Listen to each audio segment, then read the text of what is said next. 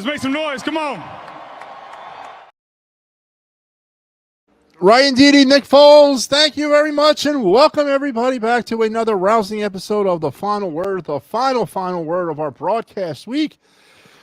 And I am proud to report that I actually finished a week coming through with all the shows that I said I was going to do. That's right. It actually happened. And more importantly, I was able to get 4 of these in. And I would have gotten 5, but I had post-game obligations earlier in the week, so I didn't get an opportunity to do the 5th one. So that's sort of how we do it here. It's not that I couldn't do the show. I had post-game. So a win for me this week as I return to relevance and return to some sort of routine in presenting this fine program of Philadelphia sports entertainment, The Final Word. And we're back here on Thursday night, August 21st, 2025. No baseball. Matter of fact, not a damn thing going on.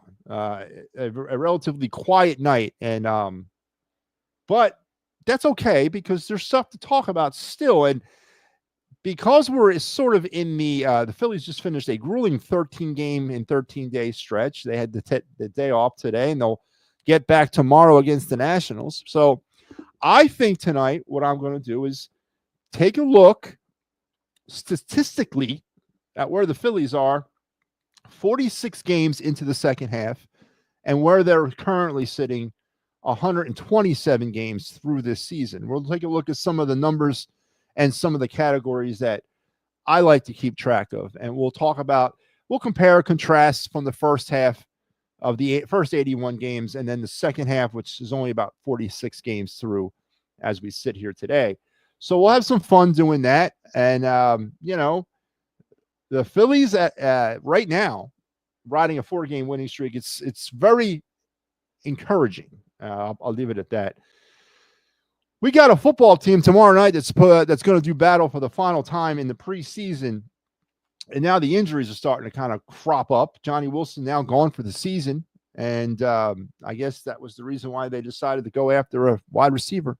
That's, obvious there. But I think it's pretty funny that Johnny Wilson, when the news broke today, I heard a lot of fans kind of going off the deep end. Like, we're really putting our eggs in the Johnny Wilson basket in 2025? I'm not saying that the guy, that I'm happy that he got hurt. That's not what I'm saying at all. I'm saying I didn't realize he was that important to our success in running back the Super Bowl. So we'll maybe get into some birds talk. We will do our normal segments of the night, which is your day in Philadelphia sports history, your of the night segment, and yes, MattyB's card review, all that. And then some here on the final word, on the final word of our broadcast week. So let's get going, I guess. Let's not waste any time listening to me drone on about nothing. So let's jump in. Joe Hal, how are you? Right now, Joe, this is me and you. It's literally just me and you. So party of 2 on the program right now. I was supposed to come on at 11:30, but I got home and got done with what I was doing earlier. So I figured, the hell with it. I'm not going to sit around 11:30. Let's just get this thing over and done with. Let's get on the air and let's do what we got to do. So I'm a little early, so it might have taken some people off guard. So, but I'm here. Spread the word. MattyB is on the air. So let's strap it in, strap it on, strap it up. Keep your head, hands, and feet inside the car at all times, and let's roll with our day in Philadelphia sports history. But before I do that, I want to remind everybody that the day in Philadelphia sports history, this fine segment on the final word with MattyB, is brought to you by the good folks here at the It's Rap Sports Network, specifically the folks that bring you the Happy Valley Huddle, the brand new and not out of the wrapper yet Penn State postgame show that will debut on Saturday, August the 30th, starring Mike Laro. Mike's going to take you through the next 11, 12, 13, 14, whatever it is, weeks Penn State will be alive in 2025, football-wise, and track their journey to a national championship, hopefully, in 2025. And the first show will be on the air on Saturday, August 30th. They got the Nevada Wolfpack. So we got to get some of these teams out of the way with first before we get to the Big Ten. That's just the way it works in college football. So, but make sure you're tuned in with Mike every Saturday. Thursday, Friday, whenever Penn State plays. It'll be a post-game show. Delivered in the same way we deliver post-game shows here on this network. Immediately or almost directly, unless it's me, who does shows sometimes hours after, but we're going to try to stay on that immediately after the game ends type timeline. So make sure you're tuning in. So let's do our night in Philadelphia sports history. Back on this day in I don't even think it's 19, is it? Let me get to it. Back in 1883. Yes. What could this be about in 1883? What do you think happened on this day in Philadelphia sports history in 1883? What's synonymous about the year 1883? The Quakers, founded in 1883, which was, of course, the original Phillies name. This was the Phillies, basically. Wasted no time securing their worst all-time defeat, falling to the Providence Grays on this day in 1883 by a whopping 28-0 in their first season. The Phillies finished their first season at a 17-81 mark, fielding a team that was, according to Rich Westcott and Frank Belowski, authors of the Phillies Encyclopedia, made up mostly of ex-minor leaguers and players they were able to coax away from other National League teams. So the patchwork Philadelphia Quakers in their inaugural season, and of course, 10,000 plus losses later, here we are in 2025. But today in Phillies history, essentially, in 1883, the Phillies lost 28-0 to the Providence Grays, their worst ever defeat in franchise history. And they wasted absolutely no time in securing that worst loss to their first season. So there you go. Not a real good one to get going here, but that's your day in Philadelphia sports history. The Quakers lost 28-0 to the Providence Grays. 28. Can you imagine? Imagine having to do a post-game show after losing 28-0. What the hell do you say in a post-game show that you lost 28-0?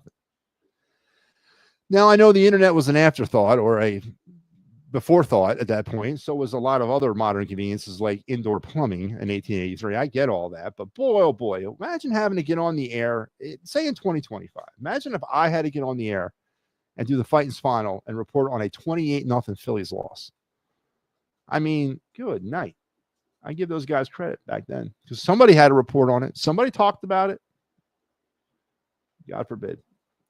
But I guess it's a perfect segue to our first topic of our whatever we'll talk about whatever we want night, and that is your Philadelphia Phillies nursing a 4-game winning streak and a streak in which saw this team put up some of their most impressive offensive numbers all season long. And I want to highlight a couple of them because I'm one of the first ones to jump all over them when it comes to, of course, my favorite one, my absolute favorite offensive category, RISP.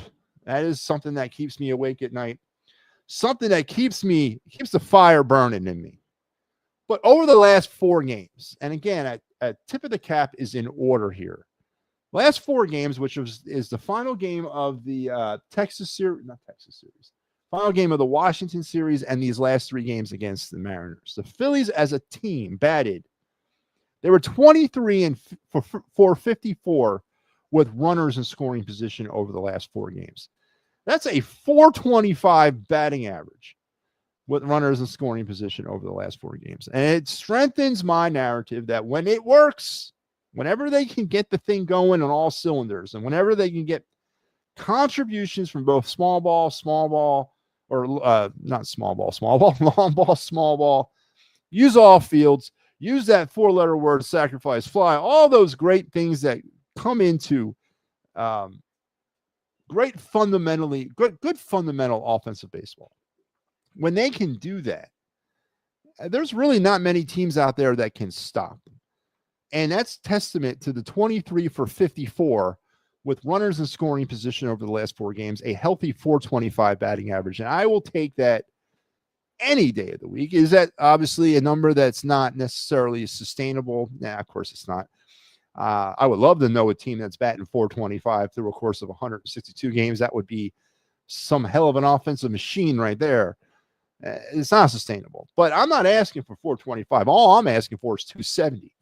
And right now, the Phillies, and we're going to go over this in a second, are still not batting 270 with runners in scoring position. They're not.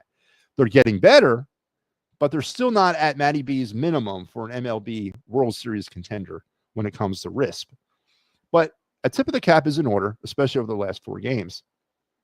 In retrospect, as well, in the last 4 games, this team has what is it now? This team has outscored their opponents over the last 4 games 40-13. 40-13. They are pulverizing teams over the last 4 games. An offensive explosion highlighted by RISP and then emphasized by outscoring their opponents 40-13. So caps off to the Philadelphia Quakers or Phillies, whatever they go by, for an offensive deluge over the last 4 games. And now, of course, the question always gravitates back to, can they keep it up? And again, I'm not asking for a 425 RISP clip the rest of the way. That'd be great, but I certainly am not asking for that. That's flying way too close to the sun. I get that. I'm asking for 270, which is substantially lower than what they're doing right now. And that's fine. I'll take 270 the rest of the way. But tip to the cap to the Phillies for the last 4 games. Offense has been on point. Speaking of the worst loss, the Mets lost 2 out of 3 to the Nats. Yeah, the Mets ship is taking on water. I agree, Joe. The pitching is an issue. The offense really, honestly, I think, and again, I've been following the Mets from afar. I'm not embedded into it. I couldn't tell you what Soto's doing day to day. I just can't do that. But what I've seen and heard is the offense obviously is not as advertised as it was going to be heading into this season. And I think that's evident right now. But I also caution you and everybody else, the season's not over, and it's really not even close to being over. We still have 7 games in hand with the Mets, and they're all going to happen over the next 10 days. So the landscape of the National League East, though looking very good now, could drastically change in those 2.5 weeks. And the Phillies are up by 7 now. So there you go. So the Phillies are up by 7 and still have 7 head-to-head with the Mets and a other boatload of games left. So, but as of right now, and it was funny too, because one of the knocks on the Phillies earlier this season was when the Mets were struggling at the first, the Mets struggled mightily kind of in that May to July timeframe, and the Phillies were unable to get anything going to sort of pull ahead of them. And now they've started to, and that's great. And I'm 100% on board, but I do, again, caution people out there that it's, still 7 games head to head and a bunch of games left overall. So, but absolutely, it's great to see the Mets struggling as much as they are. All right, let's now turn our attentions to our little stat tracker. You guys might know this or you might not. I keep my own personal stat sheet of every single game that happens. And I've been doing this since 2022. I can go back from 2022 up to today, and we could talk any Phillies game you want in that time span. And I can break it down. I can break the numbers down just by looking at this database. I don't know if it's the OCD. My wife likes to call me autistic. I don't know. I don't, I'm just into numbers. I hate math, but I'm into keeping stats. I don't know. It's just it appeals to that attention to detail nature of my former life as a soldier. So anyway, I keep this thing going been doing it since 2022, and it tracks what I like to call the more pertinent numbers that tell this tale of a team. I look at certain things that maybe some other people wouldn't look at, but I feel that these numbers really kind of give you a good, if you're just reading these numbers, you can pretty much tell what type of team you're dealing with. At least I think so. So we're going to review some of these things with the Phillies rankings for pitcher. What is the Phillies rankings for pitching strikeouts? Well, again, I'm not going to give you overall rankings, but I'm going to tell you what they're averaging a game. And I'm going to tell you what they've been averaging a game, what they averaged in the game in the first 81, what they're averaging a game now, and what they're averaging to get all told so far through this season. And that's an astonishing number, by the way, Joe Hale. So let's start with that, and I'm going to go through them all because I got some time to kill. So we're going to, and I only do this a couple times a year where I sit back and I actually deep dive this. Let's break down some of the more overall numbers. So 127 games played so far in 2025. Of course, I don't look at the midway point as the All-Star break. I look at the midway point as game number 81. That's the midway point. So we broke this thing down into two halves of 81 games. They were 47 and 34 through the first 81 games. So far, through 46 games of the second half, they're 27 and 19. Got off to kind of a slow start there, but they've been putting some distance in between themselves in that record over the past couple weeks. 74 and 53 overall for the season. March, they were 3-1. April, they were 14 and 12. May, they were that astonishing 19 and 9. Then we got into the summer months and it just went to hell. 14 and 13 in June and 11 and 12 in July. Just dreadful hit and season months for the Phillies winning baseball games. Let's just put it to you that way. They were literally a 500 team. And I've said this prior to getting into August, that if it hadn't been for that 19 and 9 May, who knows where the hell we would be as a baseball team. They rode that 19 and 9 May pretty much through till this month. Now, this month so far, 13 and 6. Very positive, with some winnable games coming up against the Nationals and then the Mets and then the Braves to finish out the month. So is there a chance that this team still finishes the month of August at 500? Yeah, there's still a chance. But is there also a chance they could actually have one of their better months since May? And they put themselves in that position. It has not been like in June and July, literally 500, one game better, one game below for the month. They've actually built themselves a nice little padded lead for August, and they've been building on it. So 13 and 6 so far through the month of August. If you want to break this down even more, they were 17 and 13 combined for the months of March and April, 44 and 34 for the months of June, July, and May, June, and July, and so far 13 and 6 through August and September. Trey Turner has led off 78 times for the Phillies this year. Coming in second is Bryson Stott at 37. And Kyle Schwarber only led off so far in 2025 10 times as the Phillies scrapped that project early on pretty much completely. And this is the first thing I want to get into when it comes to the Phillies, especially when we like to kind of get on top of Rob Thompson for not having roles, right? I mean, it's nothing new. It's nothing breaking that he's not a slave to, essentially he's a slave to analytics, but he's not a slave to anything else. So he's consistently changing that lineup. Now, I was keeping this number early in the season, but I stopped. They don't necessarily throw out the same lineup game after game, but what they're doing now is they're getting more roles with the leadoff position. And let's be more specific. Trey Turner, I've been saying it since the man was brought here. He's a leadoff hitter. In 2025, and in this era of baseball, Trey Turner is the prototypical leadoff guy. He can hit for some power, but he hits. He makes contact. He puts the ball in play.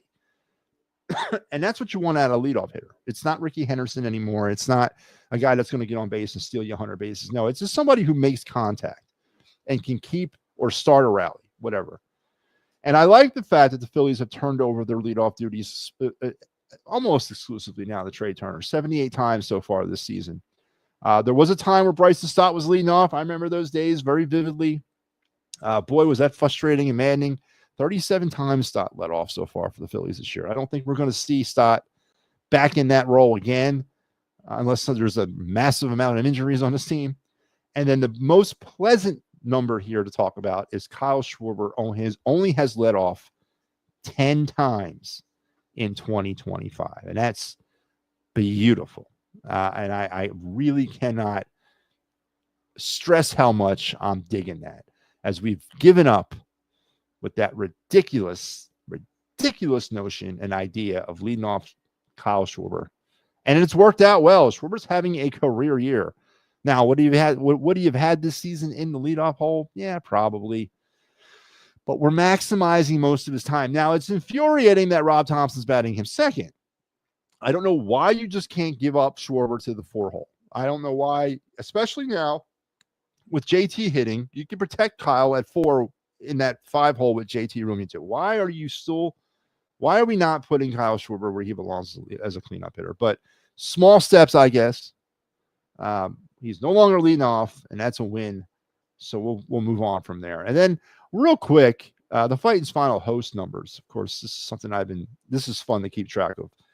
Mike is currently with the highest winning percentage of us all. He's got a 69.2 winning percentage, and he's 18-8 as your host. I am in second place, which I find that hard to believe. How did I fall to second? I was running away with this thing for most of the year, but I'm down to a 62.2 winning percentage at 28-17. Pat Bernard is in third place with a 54.2 winning percentage, 13-11. Steve Fuentes in fourth with a 57.1 winning percentage, a healthy 8-6. And Big Al still under 500 at 7-8 with a 46.7 winning percentage as your host of the Fighting's Final. So it's turned out to be a 2-team race between me and Mike Lauro, and we'll see who can win it going down the stretch. So now into more specific numbers. Oh, here you go. Hello, Mickey. How are you? I'm sorry that I didn't jump on that earlier. Ricky, what's going on, brother? How you been? So let's now continue on with our stat pack. Let's go into errors. This is something that I'm debating on whether or not even the track anymore because of the terrible way they're graded or scored. I don't know who or what or how or when or what the idea is around the soft ass grading for errors, because I've seen some plays that mystify the mind, but they gave him hits. You know, the Rojas dropping balls in the outfield, some of the more like routine plays that were booted were given hits. So I'm considering next season of dropping this stat because I just don't like the fact that I don't like the way baseball tracks it anymore. I don't like the grading system. They're too soft on these players. And these numbers really don't tell the whole story. But as it is now, the Phillies committed 30 errors in the first half of the season. 30 scored errors in the first half. Their opponents also committed 30 errors. So it was a, across the board tie. 81 games, 30 errors, a little bit on the high side, but I can live with it. The percentage was like 0.3 a game, so not even, less than 1.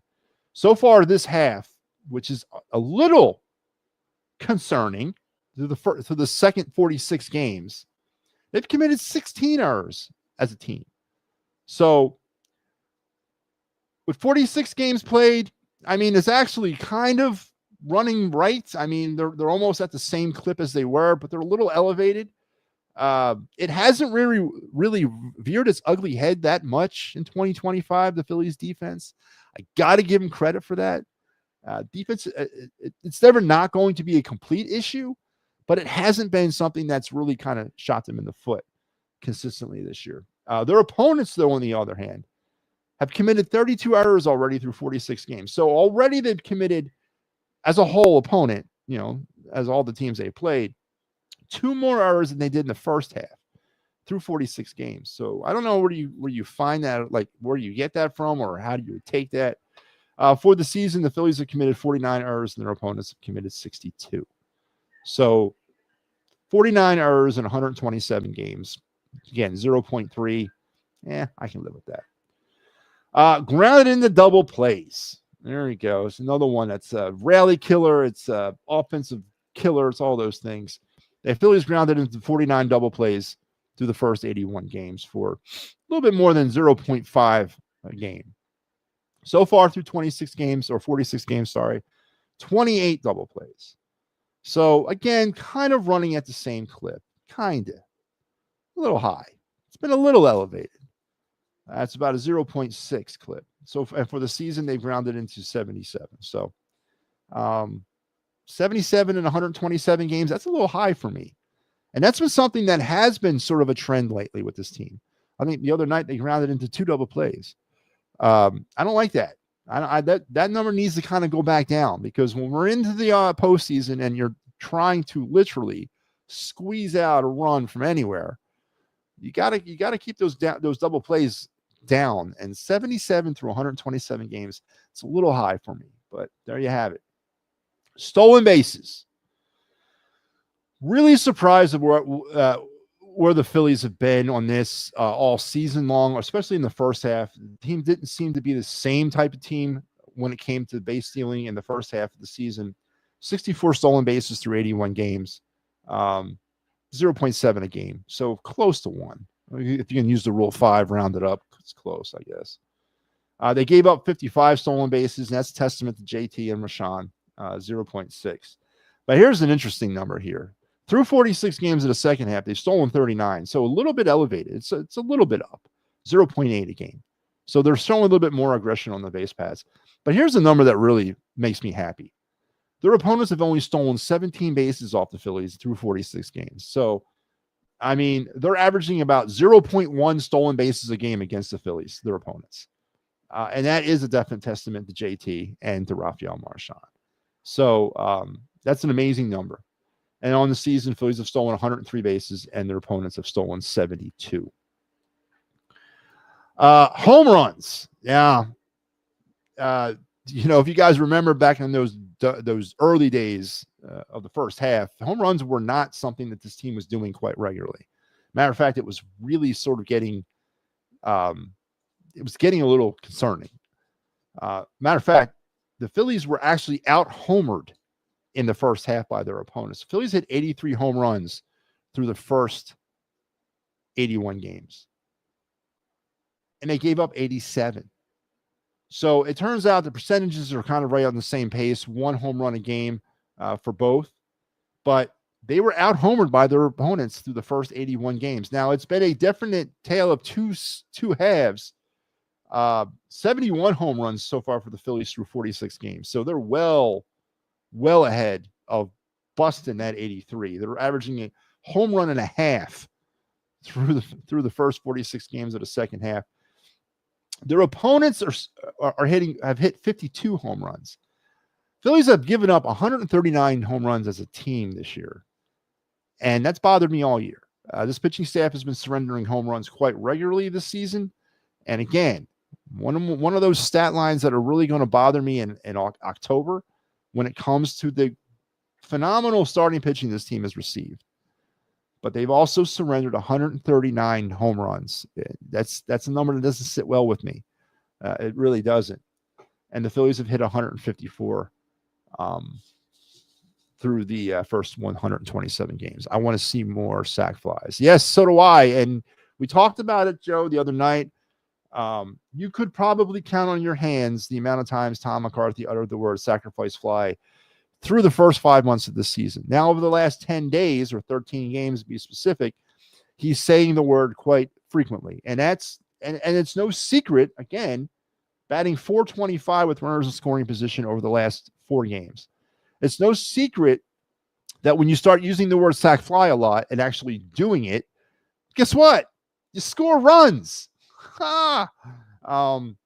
And again, you got to tip your cap. There's something going on. There's a different, I don't know if it's finally reached the inner layers of their brains and now they're listening, or I don't know if there was a confidence issue. They didn't trust Rob Thompson, but you have heard Tom McCarthy utter the word sacrifice and fly a lot lately, especially over the last 13 games. And it's something I'll take. I know it's not a sexy number and it's not a sexy line. It's not a sexy stat. But at the end of the day, it's a run-producing stat, and you need friggin' runs to win these games. And I'll take a run any way I can get it.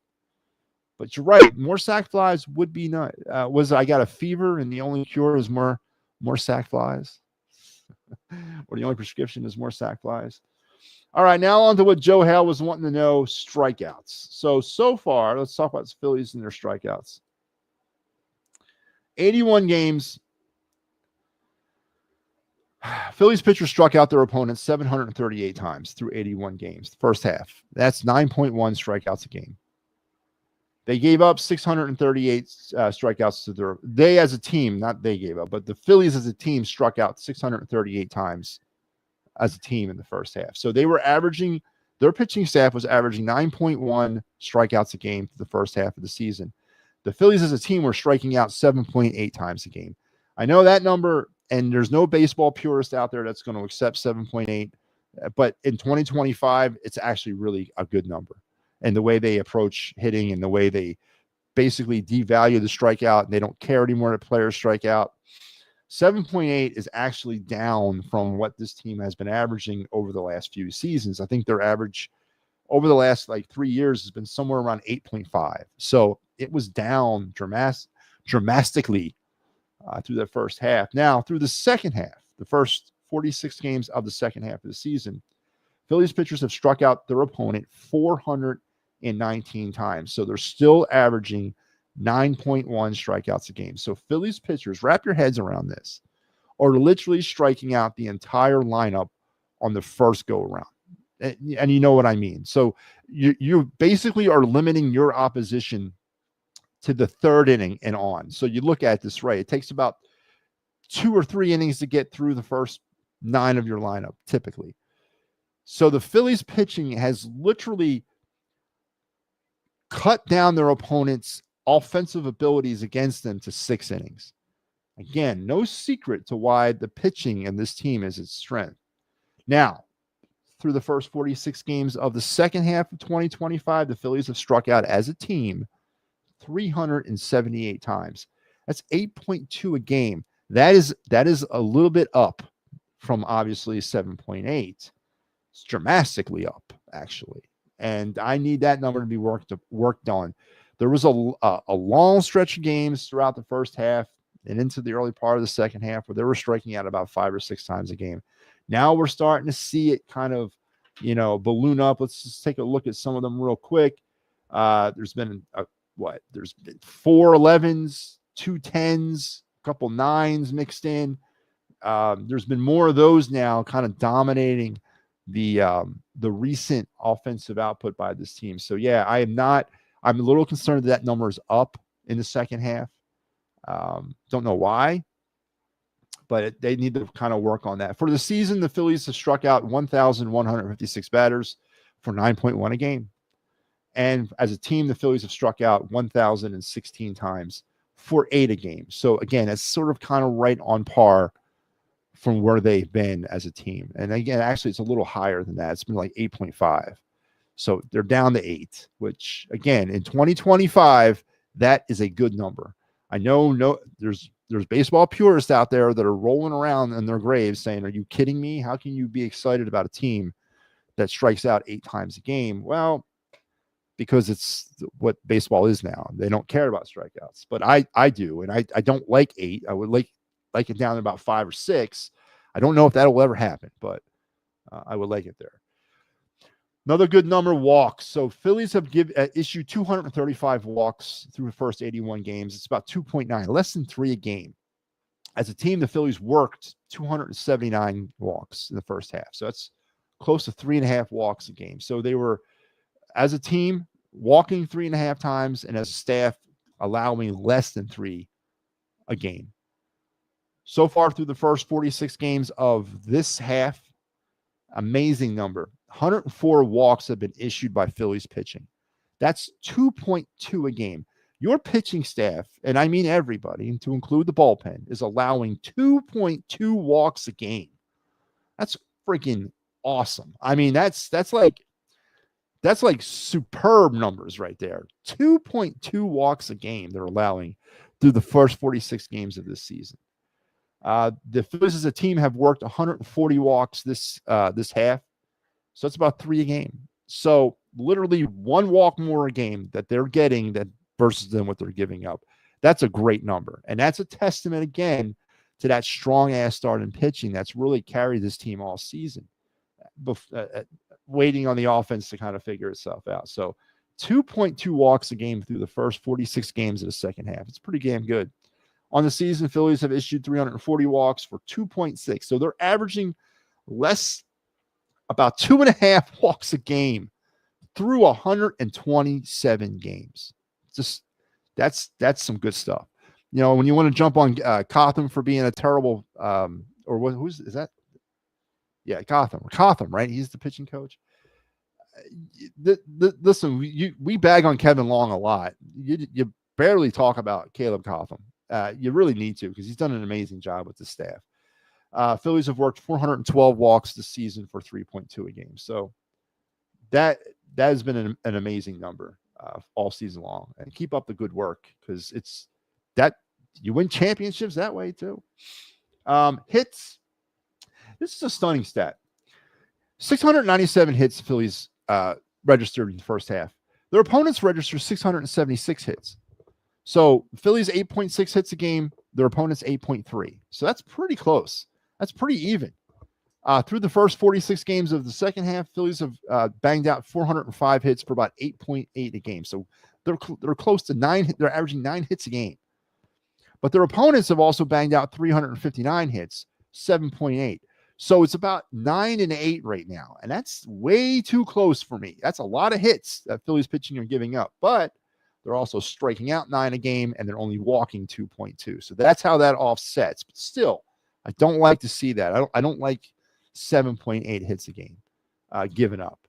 I'm digging 8.8. I can live with that all day long.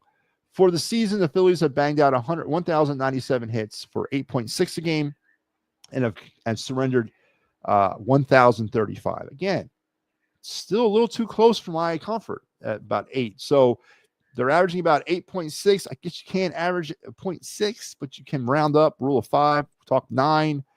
And they're giving up 8.1. You can't 0.1 a hit. So you rule of 5 down to 8. So you're looking at that 9-8 type of plateau. Love the 9 hits a game. Do not love giving up 8 hits a game. So that leads me to my favorite one of all time, and that's RISP. That's right. RISP. 180 for 200 or 200.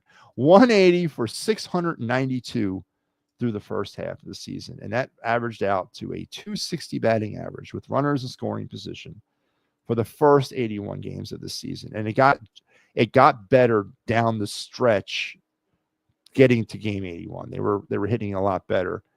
So far through this second half, first 46 games, they are 99 for 379 with runners in scoring position. And they're batting 261 currently, which, it's not 270, but it ain't 240 either. Now, what were the numbers for the last 4 games that I went over earlier? The 23 for 54 with runners in scoring position over the last 4 games have definitely assisted their batting average in climbing up to the 260s through that stretch. But you have to add it in because they did it. So 261 batting average so far through 46 games. Now, that's probably the most encouraging number I've seen out of all the numbers that I've been reading off. It's very encouraging. They need to be better with that. For the season, they're 279 for 1,071, and they're batting 260 as a team for the season. Again, greatly aided by the last 23 through 54. And let's not, let's call that what it is. Phillies have left 586 runners on base through the first 81 games. That's about 7 a game. And they stranded 569 runners on base as a pitching staff. That's about 7 a game. Through the first 46 games of the second half, they have left 320 runners on base, which is about 6.9. So once again, we go up to that rule of 5, call it 7, and they have left or stranded 288 runners on base for only 6. So that's down. Teams are scoring more runs against the Phillies, or they're getting more runners in. So another little bit of a concerning stat. For the year, 906 runners left on base for the Phillies, 7 a game. And for their opponents, 857 runners left on the base, 7 a game. So I like to see that a little bit dipped a little bit a different way. RISP and runners left on base or numbers that kind of run hand in hand. It is what it is. But yeah, I like to see that kind of dip a little bit. Through the first half of the season, our final stat, our final look, and then we're gonna wrap this up. But our final numbers for the night in runs scored and runs against. Through the first 81 games, the Phillies scored 353 runs, and they gave up 322 runs. So they were they outscored their opponents in the first half of the season, 4.5 runs a game to 4. That's terrible. That's absolutely terrible. They were only averaging 4.5 runs a game through the first 81 games of the season, and they were giving up 4. That's really too close. And that's why you were a 500 team for the most part through that middle part of the year. So far, though, through the first 46 games of the second half, the Phillies have scored 248 runs for a 5.3 run a clip. Now, I've maintained when I say that the risk has to be over 270 or 270 or better to be a World Series contender, you got to be scoring 5 runs or more a game at this level of baseball in order to be a World Series contender. And so far, through the first 46 games of the second half, Phillies are doing that. And on the flip side of that, they've given up 187 runs. So their opponents are only scoring 4 runs a game. So they're outscoring their opponents by 1 run a game. And that's how you win. For the season, the Phillies have scored 601 runs and have allowed 503. So for the season, the Phillies are still technically batting, averaging less than 5 a game. They're averaging 4.7, but they're only giving up 3.9. So they're allowing less than 4 runs a game. And they're scoring about, I guess, 5. If you're going to use the rule of 5, it's 5-4, which again, if you're going to be doing it, I mean, you're averaging that 5 runs, which is what I said that needs to happen, and you're giving up 4. So those are your numbers through 127 games, broken down by halves. So there you go. That's a little peek into what I do with my time throughout the baseball season, because these numbers are not. These are tracked by me personally. I sit here every night typing in numbers and doing math, and it sucks. Some news on Zach Wheeler. Reports and rumors he will be back in the playoffs. Yeah, I think so. You know, he had that procedure. Now it's about time now they got to get him physically ready to go. I'd hope to see him by the playoffs. Of course, you definitely want to make sure that, you know, we're past the life-threatening part of this, obviously, and then baseball comes second. But it's very encouraging to hear that he potentially will be back by the playoffs. And we definitely need him, as I've said this, that pitching, as we just talked about some of those great numbers, most of those numbers are because of Zach Wheeler too. So that's something to be considered. But that's very good news. I agree. So how many innings do you think Nola will last in his next start? That's the big story, right? I mean, he's going to see what action on Saturday. Is that when his next start is? You know, and it's funny this week, Pampernick, that no one really was talking about Nola. It was an afterthought. Matter of fact, I didn't hear anybody talk about Nola. It was all about Wheeler and Duran, and I didn't hear anyone really getting into the Nola thing. I honestly believe the Nola story is bigger than the Wheeler story. I really do, because, you know, and I want to say this the right way without sounding callous or uncaring. He had a blood clot. We know that, right? I mean, they weren't making that up. You don't make up that injury. I think they were making up Nola's injury, and I really do. I think that the bad ankle and the rib issue, I'm not saying he didn't actually have those, but I don't think they were as bad as the Phillies were saying they were. I think it's because his velocity is down, because his arm is falling apart. So Nola, to me, is a bigger story than any of the other pitching issues that we're having right now, to include Wheeler. Because honestly, you know, if we don't have Nola, and I know that the Nola thing is a mystery, even when he's pitching well, we get him for the first couple rounds of the playoffs, and then by the time we get the NLCS, he's done, but whatever. But Nola, to me, is a bigger issue in this rotation than not having Nola, or not having a Nola that you can trust and depend upon and throw anything that is not hanging completely over the plate, which is what he's doing these days, is a bigger story to me than not having Zach Wheeler. And does he rebound? Are people just reserving their opinions for more than just one start off of the IR? Listen, you don't gotta, you know what, down my back and tell me it's raining. The guy spent 60 some odd days on IL injured. Then he had about 3 or 4 rehab starts, and he comes out and he gets absolutely shelled in his first game back. I mean, it can't be injury, right? I mean, the guy was gone 3/4 of the season. So Why aren't we talking about the other possibility that he's just cooked and that his velocity is down because his arm strength is decreased?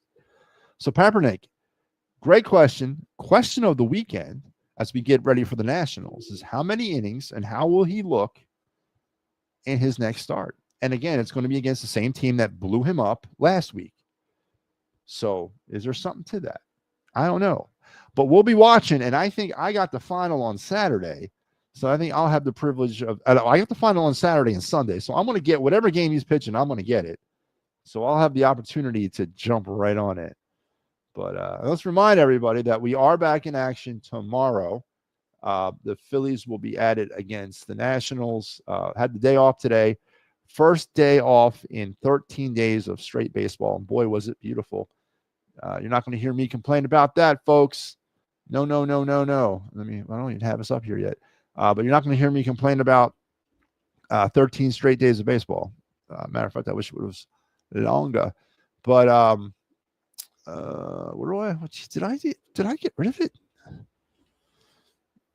There it is. This is your Fightins' final weekend schedule. Sorry about that, folks. I didn't have it. I had the Mariners still here. But here you go. Big Al will get you tomorrow, and I have you going back-to-back on Saturday and Sunday. So it'll be a jam-packed weekend of me because you're going to see me a lot, especially on Sunday. Because on Sunday night at 7, here we go. We're finally going to get into breaking down the 24-25 Flyer season. Me and Mike Lauro, Clear the Ice is back for the review show, just in time for the preview show. So can't wait to do that so we can turn the page. But Phillies, there you go. There's the detailed dive of the Phillies so far through 127 games, broken down by halves in the stat categories that I feel are the most pertinent when it comes to being able to look at a team and say that's a World Series contender or it's not. Now, there's other stats you could look at, the WAR, the OPS, the OBP, all that stuff. But as far as team stats, this is what I like to do because it tells me everything I need to know whether or not a team is a World Series contender. And I hope you enjoyed that as much as I enjoy sitting there night after night doing math. What I do for you people, you have no idea. I think 2 to 4 innings, Nola goes next start. Well, that would be conduciary or consistent with his not being able to navigate more than once through the lineup. I think I need to see more of that. I think I need to see him get through the lineup at least twice without getting completely blown apart. I think it's a given that he'll get through the lineup the first time. So that gives you about 3 innings. And then it's that second trip through the lineup that seems to be the bugaboo, right? That was what got him kind of last time. So I think he gets 3 innings just out of his MO. I need to see 6 to 7, to be honest with you. I'm sorry, Kaepernick. I need to see more. I'm not buying that he's tired. He can't be. He's been literally sitting on IL for 3 months. So he might be the most well-rested of every player on that team, to be honest with you. I need 6 innings from Nola. I need 6 innings of 3 or less run baseball and about 9 strikeouts from Aaron Nola and no walks. I need that. I think Aaron Nola needs that, and I definitely need it. And I need to see a nasty breaking ball. I need to see balls that are dropping all over the place, staying out of the middle of the plate, working in some of the fastball stuff if he has to, but living off that breaking stuff. Because that's the Aaron Nola that's going to get us through. That's the Aaron Nola I want to see in the playoffs, honestly. But there you go. A lot of Philly stuff here. So let's use this opportunity to transition now to the other night segment.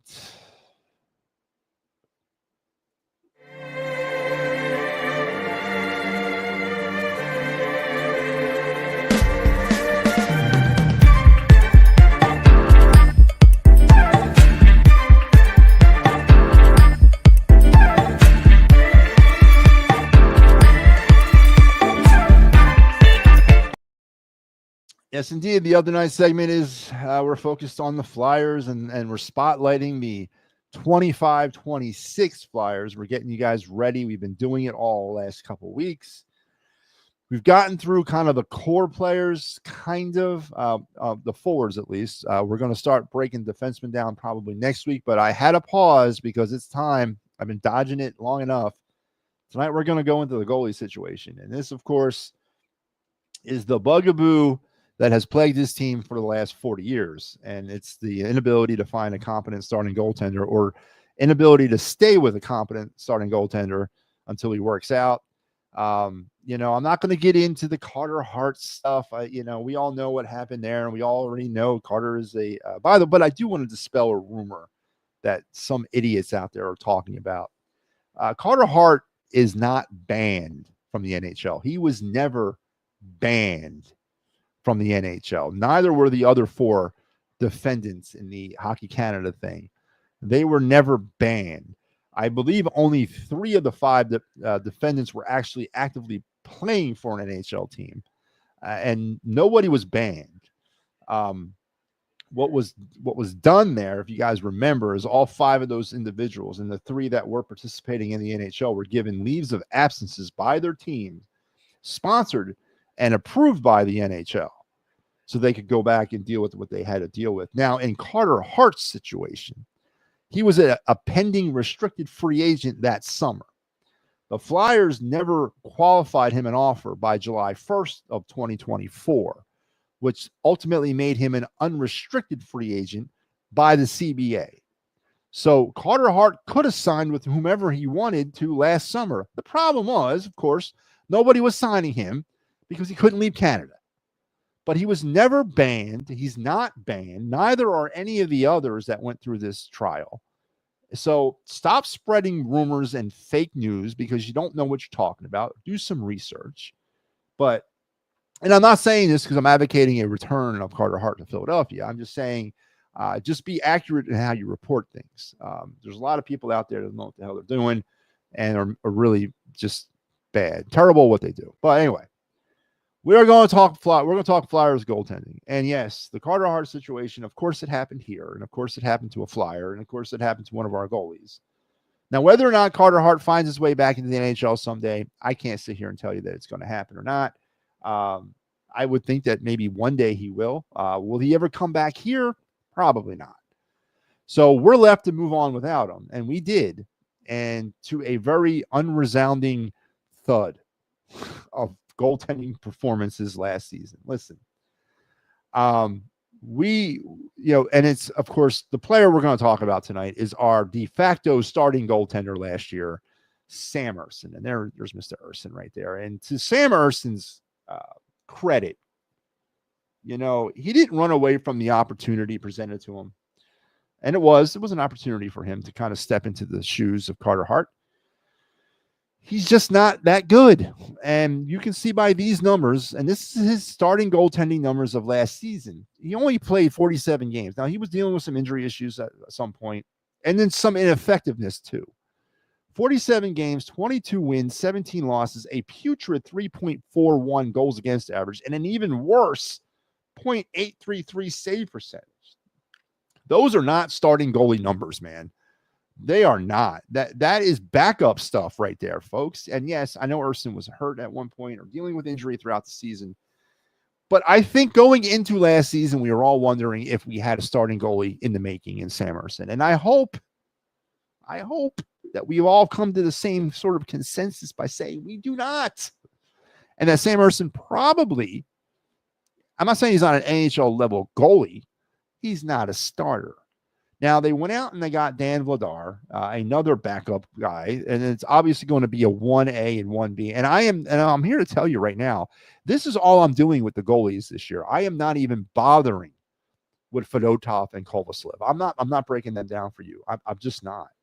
Because I think either one of them, I think both of them are terrible. And I hope neither one of them is with the Flyers next year. And I know somebody will. It's probably Fedotov that'll stay, but neither one of them are ready to be NHL goalies. So it's Ersson. And these were Ersson's numbers last year. And this was one of the problems that we had as a team. The defense took some steps backwards collectively, but the goaltending was just bottom line, not good enough.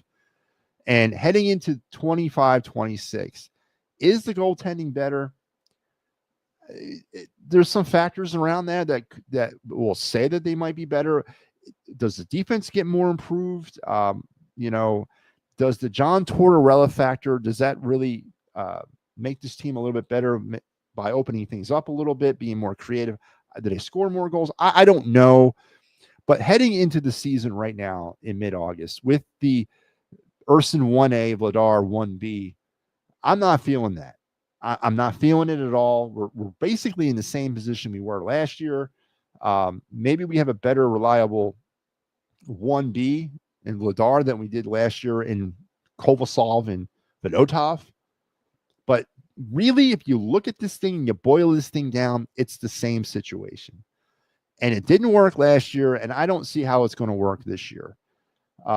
So, yeah, I'm very concerned about the Flyers' goaltending situation in 25-26. Now, there is some hope on the horizon, and it comes in the form of Carson Bjornsson and Igor Zarajin, two of the next contestants in It's Your Time to Be the Flyers Goalie game show. Bjornsson will probably start in, I almost said AAA, in the AHL with the Phantoms. Zarajin still in the Soviet, Jesus Christ, in Russia, not the Soviet Union. He's in Russia. More than likely will come over at some point this spring. I think his contract is up this year. So there's some sort of, and I'm not saying hope in the horizon. Maybe I shouldn't have said that word if I did. I don't remember if I said that or not, but there is a changing of the guard coming, I guess. I don't know what we're going to get in Bjornsson or Zarajin, but their time is coming. And I know that's why the Flyers did not invest any buku money or capital in a goalie this year during free agency. One, there wasn't really that many out there. I think they're just trying to hold on until Bjornsson and Zarajin are here, and then they can make their play for the game, for the position. But on paper, this just wasn't good enough last year for Sam Ersson. And I don't know how much better it's going to be this year. That's really a position that concerns me for the Flyers heading into this season. So there you go. Not a very hopeful one tonight. Not a very, with the exception, he was the first one that I've talked about and not really had much expectation for. Matter of fact, he's the first one I've done since we've been doing this that I'm just like, yeah, no, he stinks. The others, I'm like, well, Brink had a step back here, but he can be better. And then the others, I was gushing over their steps forward last year. But Ersson obviously didn't take any steps forward last season. Matter of fact, he took a couple steps backwards. But there you have it. The Flyers player spotlight 24 or 25-26 as we're getting through it, man. We're almost there. We're going to be heading up towards the defenseman here soon. So that's going to be really fun. Cannot wait. Ricky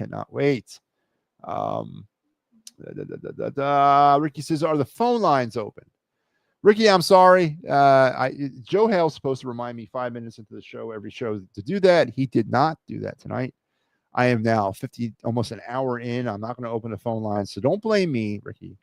You blame Joe Hale. Joe Hale freely took on that responsibility months ago or weeks ago when I asked him to do it.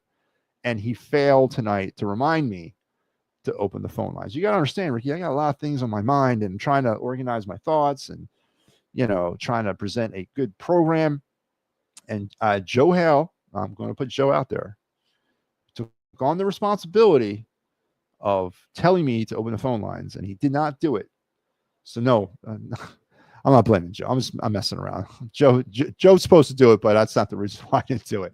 No, they're not going to be open tonight. But yes, they are part of this show. So someone needs to remind me. I'm told I go into every show thinking I'm going to do it, and then I just get sidetracked right off the bat and I forget. So someone's got to keep me on task. Ricky, if you want to do it, you can. Joe Hale, he volunteered to do it. He's been kind of flighty about it. Somebody needs to remind me to open up the phone lines. I will do it. Or maybe I need to write a post-it note, hang it in front of my computer. I'll do that as well. So next week, brand new week, Ricky. And brand new week. And again, I'll write a little post-it note saying open phone lines 5 minutes in. So there you go. Sorry, Ricky. It's my fault. It's not Joe's. Papernick says, I'm asking a lot of Nolan now. Yeah, maybe I am. and I shouldn't be. That doesn't sound like an ask for a guy that's getting paid like $20 million a year, right? For the next 7 years or 6 years or 5 years, whatever, how long he has left. This shouldn't be that big of an ask. He's the number 2, bona fide ace, 1A, 1B, all that stuff. Yeah, I'm concerned about Nola. I am. I am more concerned about Nola than I am any other pitcher on this staff right now. And that's truth. I'm not saying that to push my narrative, Peppernick. I am more concerned about Aaron Nola's ineffectiveness than I am any other pitcher on this staff. So, and it's been relatively a good news story this week, right? Suarez had himself a really good effort. Sanchez continues to kind of dominate. Luzardo picked himself up yesterday and had a really fine pitching performance after getting off to a slow start. It leaves the door wide open for Aaron Nola now to kind of step in there, but I don't know, man. I don't know. I'm concerned. All right, let's move on to our final segment of the night.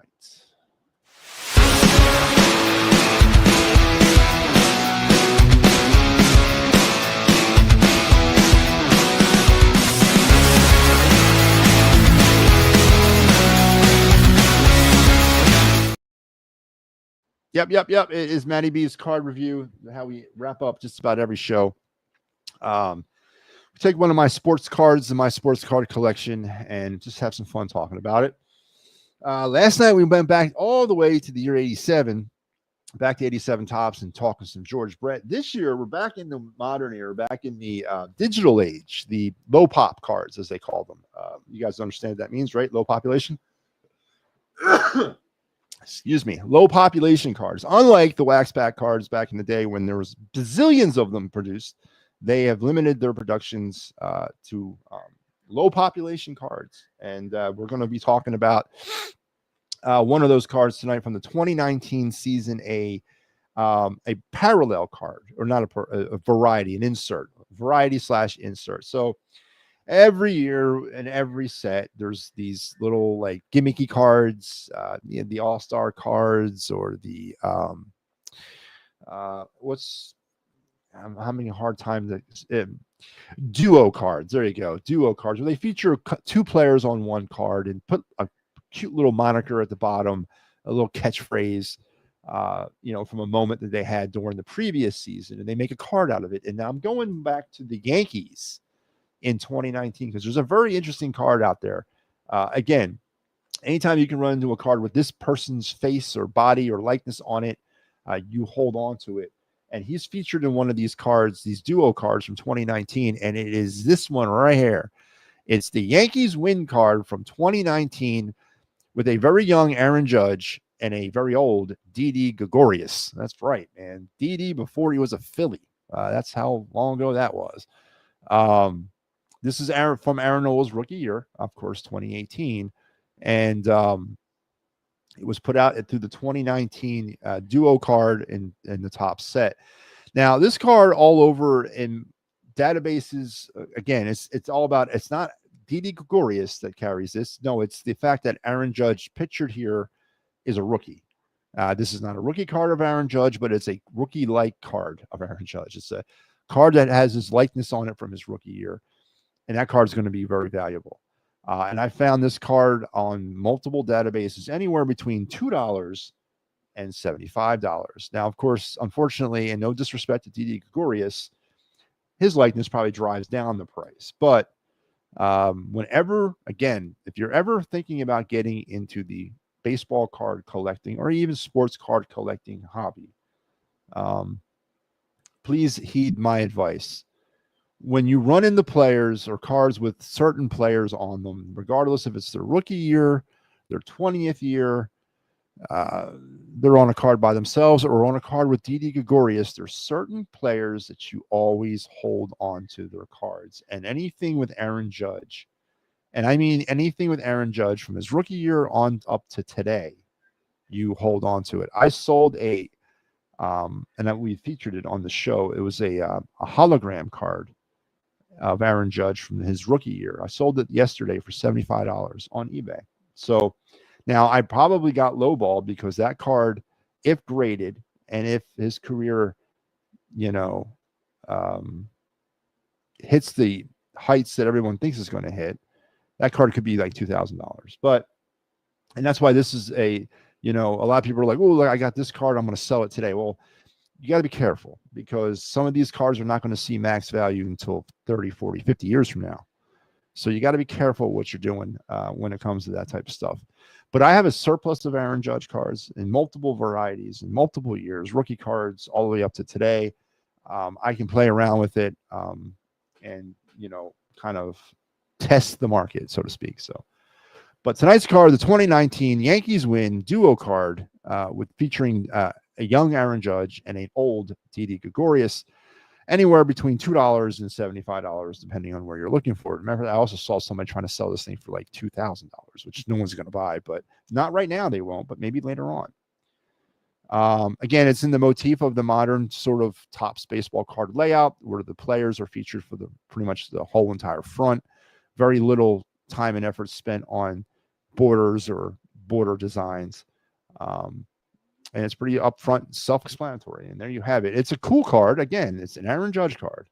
So I don't care if you find a baseball card with me and Aaron Judge on it. You need to hold on to it because of Aaron Judge and also because of me. I don't think there's any baseball cards out there featuring me and Aaron Judge, but if there are, let me know. But there you go. There's tonight's card, and here it is. Here it is in its physical form. I'm holding it in front of you right now. Very, very simple base card. It has a Yankee team checklist on the back. So typically these duo cards are team checklist cards as well. They'll have some sort of like player checklist on the back, and it's for the set of the duo card that they put out that year. It's typically one of a set. You know what I mean? And there were 14 cards in this set. In 2019, I have a few of them actually.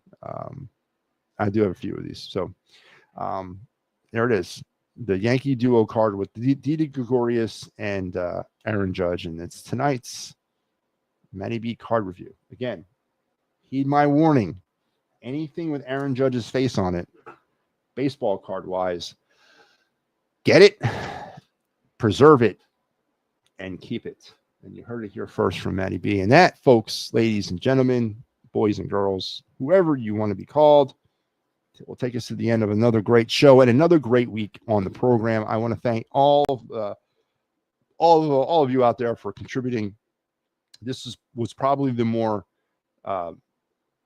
consistent week we've had on this program for a while, since the beginning of the summer. I told you my schedule has lightened up. Unfortunately, I forgot that I had I do some work for a minor league baseball team, not umpiring. I do some game day operation stuff for a minor league baseball team. I'm not going to mention the name because you guys are going to get pissed off if you hear who it is. And it's not affiliated with the Phillies. They're so not affiliated with the Phillies. They're affiliated with somebody in the NL East, but they're not the Phillies. But I do some work for them. And we had a night game tonight, and the game didn't get over till late. I forgot that tonight was going to be a busy night. So that's why I was on late. But anyway, it's been one of the more consistent weeks that I've had since the beginning of summer. So I'm going to thank everyone for hanging in there with me through the summer. It was a rough run, man. It was tough. I did 97 baseball games in about 11 weeks. All right. I mean, I was humming and drumming throughout there for a while, man, and out there in the heat and all that. And it was tough, but you guys hung in there with me. I want to thank all the guys here at the network for picking up slack for me, doing a lot of post-game work that they probably shouldn't have been doing, but I wasn't available. So I'm back now. My schedule is going to be going more back into that consistent phase where I'll be able to do this show and all the other stuff that we're going to do. And it's perfect timing, as we are literally on the precipice, man, of the best time of the sports calendar, September into October. It's just a great time of the year. So thanks for tuning in this week. I'll be back next week for about Sunday's a little bit up in the air because I am going to be back Sunday night for both the Fightins final and then the Flyers review show. So I don't know if I want to do a third show of me in the same day, but we'll make that decision on Sunday. But definitely Monday through Thursday, I will be back for the final word and all the other great programming that included here on the network. Please don't forget Phillies back in action tomorrow. Fightings Finals back in action too. Big Al will have you City Connect time, and then I got you Saturday, Sunday. And then don't forget the Happy Valley Huddle with Mike Lauro, our Penn State Nittany Lion postgame show. Will debut Sunday, August the 30th, or Saturday, August the 30th, and this is the first game, Penn State versus Nevada. We have you covered tomorrow night for a bunch of stuff. Phillies, Eagles flyby, Birds flyby, final preseason game. No wraparound tomorrow. No wraparound. Just we're gonna do some Phillies post game and some Eagles post game tomorrow night. And then on September 2nd, me and Kyle Quinn will return for the quintessential and Eagle pregame show entertainment as me and Kyle will debut season 6 of the Birds Blast. Oh, what else? And then all of our staple shows, the PM and the AM, and the Attacking Third that was seen earlier on this network. The wraparound that will return next Friday night at 10:30, and actually it might be with Pat Bernard. I think that Pat's going to be making his return next Friday with that show. Don't quote me, but I think he will. And am I missing something? Oh yeah, of course me. So make sure you're checking all the stuff out. And again, as I said this, and I'm going to start saying this probably more often, if you know somebody out there, or if you think you are somebody out there that would like to get involved in stuff like this, drop me a line on the It's a Wrap Sports official email, which is just simply itsawrapsports@gmail.com. And give me your little pitch. I'll contact you. We'll talk. But I'm always looking for new talent, new shows, new content, a new way of doing things. And, somebody gave me a break a while ago. You know him as well as I do. It was Big Al. And so somebody gave me a break, and I'm ready to give somebody a break. So contact me. Hit me up if you think you are somebody that wants to do this, or if you think you know somebody that wants to do this. So have them hit me up, and you guys enjoy the rest of your night and the rest of your day tomorrow. Have a great weekend, and we'll talk again. Me and you will talk again on Saturday with the Fightings Final. So guys, take care. Remember all the great programming, and like, share, and subscribe, all those great things. We will talk later. See ya.